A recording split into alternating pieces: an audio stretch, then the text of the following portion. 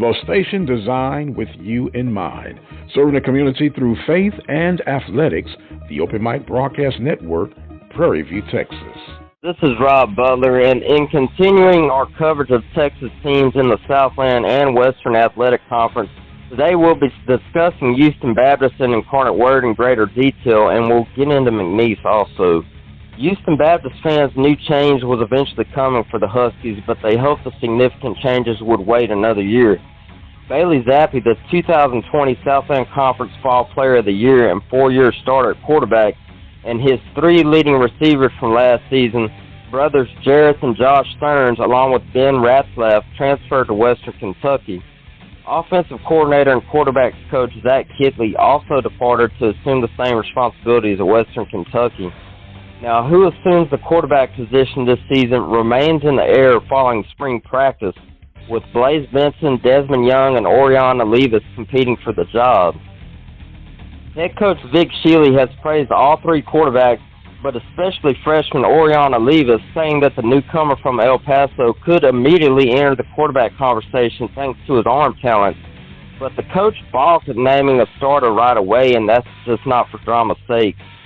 Assuming the reins as offensive coordinator is Cedric Cormier, who was promoted after spending last season with HBU's inside receivers coach. Cormier has a very talented running back core and an experienced offensive line to take some pressure off the quarterback. Returning starter MB joins Drayshawn Manyweather, who will return after missing most of 2020 with an injury, as the feature backs with R.J. Smith, Fudge Woods, and transfer Xavier Ford likely to see action. Southland Conference Fall first-team selection Christian Hood leads an improved offensive line in his third season as starting center. The Huskies' offense is not the only phase experiencing changes for the 2021 season, with Shane Eaches taking over as defensive coordinator. Instead of being anchored in a four-down front, the Huskies are going to blend between a third down, a three-down, and four-down front. They like the idea that they can change fronts without changing personnel. Shealy believes the change in philosophy is crucial when facing the fast-paced offenses many teams employ.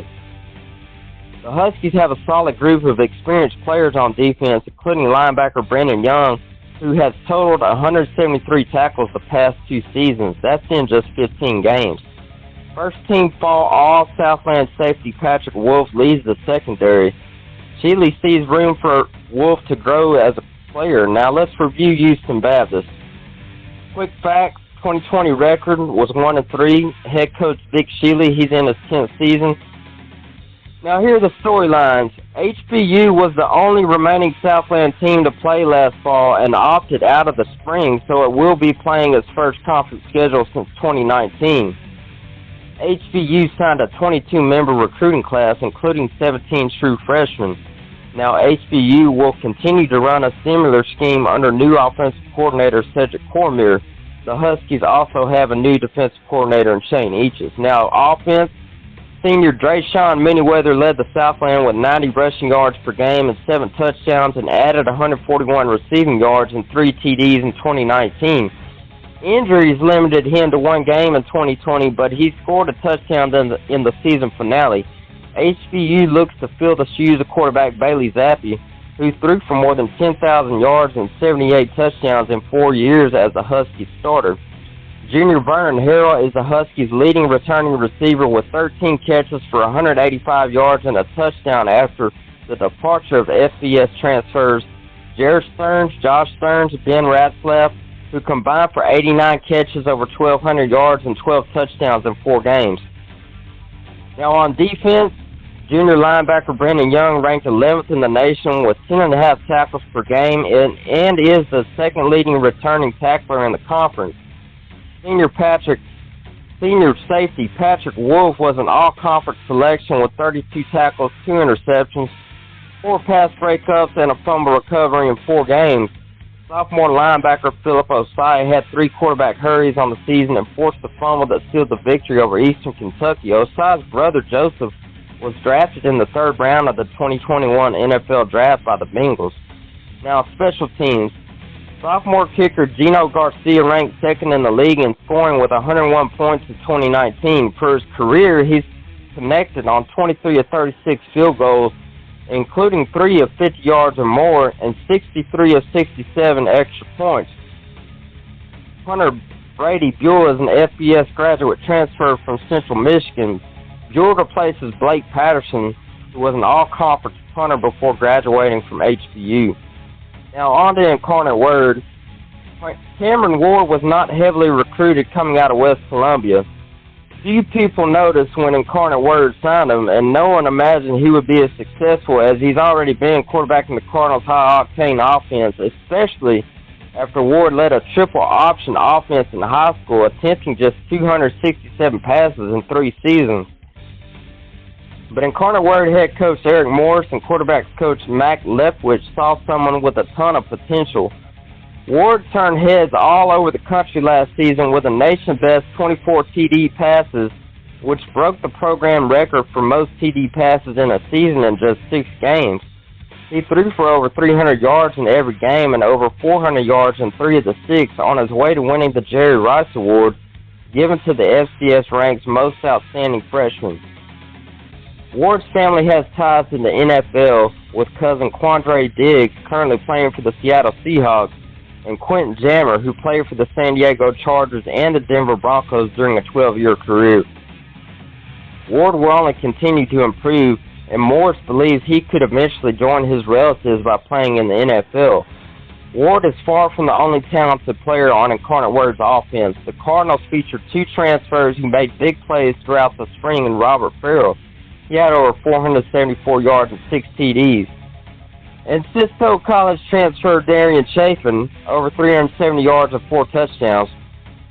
Now, the engine that makes the offense go is running back Kevin Brown. He rushed for over 780 yards and 5 TDs, and he'll return for one final season after leading the FCS in rushing yards in the regular season. Now, one area Morris would like to see improvement in is with his defense forcing more turnovers. They only forced 8 last season. Former Shadow Creek High School standout Kalichi Analabechi, with 42 tackles, he led the team in tackles after transitioning from the defensive line to linebacker. Now, Morris has built the Incarnate Word into a program expecting to compete for the Southland title and a playoff appearance this year. The future is bright for the Cardinals after securing the top recruiting class in the conference.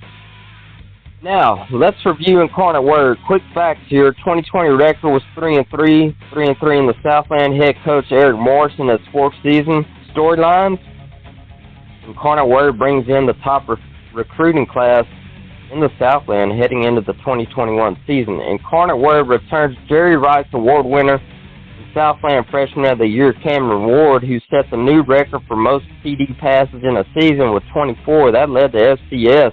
Most TD passes in a single game, that's 6, and a 146.5 pass efficiency. Now, on offense, Incarnate Word returns 10 starters from a unit that led the nation in total offense for the spring season. Offense returns All-American Kevin Brown, who led the nation this season, averaging 10.5 yards per carry, and finished the season with 192 rushing yards per game and totaling 775 yards in 6 games. Now, on defense, the defense brought in 5 transfers for the upcoming season. Now, impact transfers include Rashawn Davis, the defensive back out of Austin Peay, Akil Jones, linebacker out of Colorado, and Micah Smith, the defensive back out of Arkansas. Special teams returns to Sori Tolles, who tied the Incarnate Word record for most touchdown kickoff returns with 3. Junior Carson Moore makes his return after notching a 96% PAT kick percentage, which is first in Incarnate Word. Now, on to the McNeese Cowboys. For the McNeese football team, the summer ended with a splash, and I mean that literally. Friday, head coach Frank Wilson closed out the Cowboys' summer workouts with a trip to the water park in Sulphur. Now, after spending the summer working under the blazing sun, McNeese players got to enjoy a cooling down period. They will return on August 4th for fall camp, just 1 month ahead of the season opener against West Florida. The surprise road trip was appreciated by the players, but it was also a needed retrieve for a group that over the past year has had to deal with just about every type of distraction possible. All the obstacles have been well documented, but they do deserve repeating. This is a team that has overcome the embarrassment of an academic probation, a pandemic, the season move from fall to spring, 2 hurricanes, the loss of their defensive coordinator days before the season opener, a record winter storm, and finally a historic flood. But that isn't all. They witnessed the league all but collapse around them, heard rumors of their own school changing conferences, dealt with the comings and goings of the transfer portal, and now play in a world of name, image, and likeness where college players can get paid. The college game they walk into their first day on campus looks nothing like the one they play in now. No wonder they needed a day away from it all to relax. It sure tested the head coach, who was forced into crisis management mode before ever being able to be on the Cowboys sideline for a game. Somehow the team was able to play in the spring, finishing 3-4 despite starting 1-3. They played their best games down the stretch, including a tough loss on the road in the season finale against eventual national champion Sam Houston. The Cowboys are picked 4th in the Southland Conference's preseason poll, which officially means nothing. It only gives fuel to the players who are committed to winning. Now, the Cowboys had a solid summer. It was the first time they got to work out together under the eyes of Wilson, and since he took over the program in January of 2020, the only other time was during the 7-game spring season, when it was all about winning games and not building for a season. Just being able to play is great, but having a full team is even better. The Cowboys were forced to play the spring short-handed, leaving them at times with limited options, injuries, and transfers. McNeese was forced to make snap decisions on the fly. In one game, backup quarterback Walker Wood was the lone running back in the backfield. The offensive line saw true freshmen and walk-ons starting at times, and it was not ideal. It does, however, leave a lot of players on the current roster with experience, even if it came under tough times. Wilson used the transfer portal to his advantage this spring and summer as well. The Cowboys signed 6 offensive linemen between transfers and high school kids, but working to get better over the summer was even more important. McNeese missed out on that the previous year or so. Nobody had a better spring than defensive end Isaiah Chambers. The Houston transfer won All-American honors and was Southland and Louisiana Defensive Player of the Year. Chambers, who lost his apartment and his belongings as the Hurricane Laura, stayed for the fall despite some options to turn professional. Now let's review McNeese. Storylines. Head coach Frank Wilson will enter his 2nd season at the helm and first fall year after leading the Cowboys to a 3-4 record in the spring. The fact that the Cowboys were able to play at all was a miracle after the damage caused by 2 major hurricanes. McNeese will return an abundance of experience for the fall, including 10 starters on offense and 8 on defense. The Cowboys have posted a winning season in 15 consecutive fall seasons, the most of any team in the FCS. Now on offense, offensively, with the return of starting quarterback Cody Ogeron and an abundance of returning running backs and receivers, the Cowboys will return nearly 95% of their total offensive output from this past spring, including every player who accounted for all 23 touchdowns scored. In his first year with the Pokes after transferring from Louisiana Tech, wide receiver Josh Matthews was the leader with 32 receptions and 458 receiving yards and ranked 4th in the Southland Conference in both categories. Now defense. Consensus All-American defensive end Isaiah Chambers returns to lead the defense that posted the 5th most sacks in FCS and most in the Southland Conference with 25 takedowns. Chambers finished 4th in the Buck Buchanan Award voting after ranking 9th in the nation in sacks per game, that's 1.07, and tackles for loss per game with 2. He led the Southland in both sacks, that's 7.5, and tackles for loss with 14. Joining Chambers in the trenches is second-team preseason All-Southland honoree defensive lineman Mason Kinsey, who ranked 3rd in the Southland Conference with 4 sacks and 4th in the league with 7.5 tackles for loss.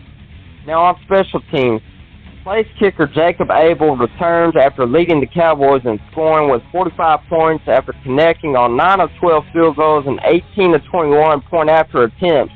Abel ranked 3rd in the league and 15th in the FCS in the spring with 1.29 field goals per game. Serving the community through faith and athletics. The Open Mic. Broadcast Network. With college football returning to the Western Athletic Conference for the first time since 2012, defending national champion Sam Houston is the favorite to win the 2021 WAC title, while Bearcats quarterback Eric Schmidt and defensive lineman Jahari Kay were selected WAC preseason offensive and defensive players of the year, respectively, in a vote of the league's 6 head coaches who could not vote for their own team or players. Sam Houston earned all 5 possible first-place votes to earn 20 points. Stephen F. Austin earned the final first-place vote and 16 points to earn second place. Tarleton is picked third with 11 points, followed by Lamar and Abilene Christian. Dixie State, who will be eligible for all individual awards, will not be playing a full WAC schedule due to previous non-conference game contracts. Now, the 2021 season begins on September 2nd, with preseason favorite Sam Houston traveling to northern Arizona. Now, considering recent major realignment developments at the FBS level, conference expansion was a natural topic of discussion at WAC Media Day in the Woodlands. The conference, which announced the additions of Sam Houston, Stephen F. Austin, Abilene Christian, Lamar, and Southern Utah in January, has made it clear that it is not done expanding, something WAC Commissioner Jeff Hurd reiterated on Wednesday. Hurd acknowledged that schools have reached out about joining the conference, but did not reveal these specific institutions. He believes the ideal number of football-playing members for the conference is 9, which is 2 more than the number currently slated to participate in the 2022 season.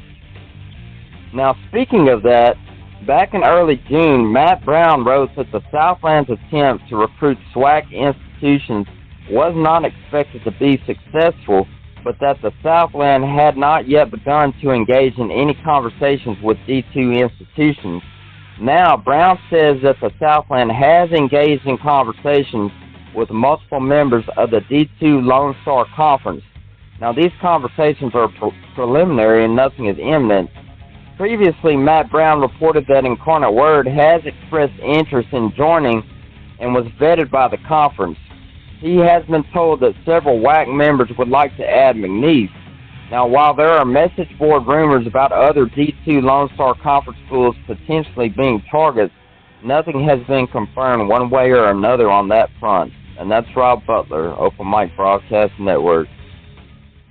The Open Mic Broadcast Network would like to take this time to recognize its sponsors and underwriters: Attorney Lee Van Richardson, Brazos Valley Schools Credit Union, Prairie View Athletic Club, Temple of Refuge Ministries, Reflections Paint and Body Shop, Helping Hands Lawn Service, the Hotline Press newspaper of Hempstead, Texas, Diva Skin Conditioner, Purple Drip Daiquiri and Grill. For more information on how you can become an underwriter or a sponsor here at the Open Mic Broadcast Network, our number to call is 832-213-8824. Serving the community through faith and athletics. The Open Mic Broadcast Network, Prairie View, Texas. It's the radio guy, Mike France, and I want to share with you some thoughts that I've been kicking around for a little while. Now, let me give a fair warning. Some of you may totally disagree with what I'm about to say, and then some of you may be on board. Either way, these are my views and opinions, and so I might as well let it rip. Of course, we are all faced up against this COVID-19 that has been wreaking havoc, has taken countless lives, and it appears that just when we're turning the corner, we're faced with a whole new set of challenges in regards of dealing with COVID-19. With all that being said, I am one for freedom of choice, and absolutely by no means should anyone be forced to do anything that will jeopardize that person's freedom of choice. However, on the other hand, when it comes to certain things in life, we have to understand the difference between a right and a privilege. And the last that I checked, sports, athletics in particular, is not a right. It is a privilege. Where am I going?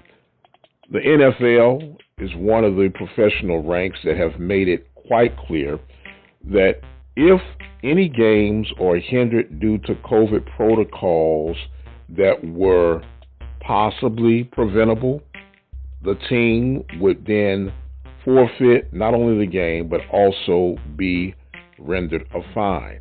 There are cases such as the Minnesota Vikings parting ways with one of their coaches because of their refusal to get vaccinated. And once again, this is a very gray area for some people, but it is what it is at the time that we're in. No, you cannot force anyone to get vaccinated, as we're clearly in agreement with that. However, there are certain privileges, such as being a part of the NFL, such as being a part of Major League Baseball, such as being a part of any professional sports, and for that matter, collegiate or high school sports. These are not rights. These are privileges. And it's just like any social club or any exclusive organization. There are prerequisites of qualifying to be a part of that bubble. And if it has been determined that vaccinations are a higher probability of protecting the vested interests of the said product, in this case, the actual athletic events, the players that make up the events, and everything else that is tied to it. So what I'm saying is this: if you want to be a part of this exclusive club, and the club has set regulations or mandates that you must do A in order to get to B, then you have a choice. You either line up to the protocol or you select another option. No one is forcing anyone to do anything, but if we're going to be quote-unquote team players, then we must get on board to do what's going to be beneficial for the sake of the entire team. We know that the bottom line is going to be the bottom dollar. Let's not kid ourselves. There is a lot of money at stake. There are a lot of health concerns at stake. And they both work hand in hand. So therefore, if you want to be a part of professional athletics, college athletics, high school athletics, and athletics in general, if it has been predetermined by scientists and health professionals that vaccination is a step closer to protecting everyone involved, what's the debate? If you do not see the long-term benefit of that, then no one is forcing you to be a part of that exclusive club. That's just part of the prerequisites of being considered membership. I would love to hear your feedback on this particular topic. You can always drop us a message on our 24-hour message line, 713-570-6736, or you can visit the website at obnradio.com, and we have a spot where you could send us an email. I am the radio guy, Dr. Mike Prince. Thank you so much for your support of the Open Mic Broadcast Network. And until the next time, you guys be blessed, and we'll see you on the other side.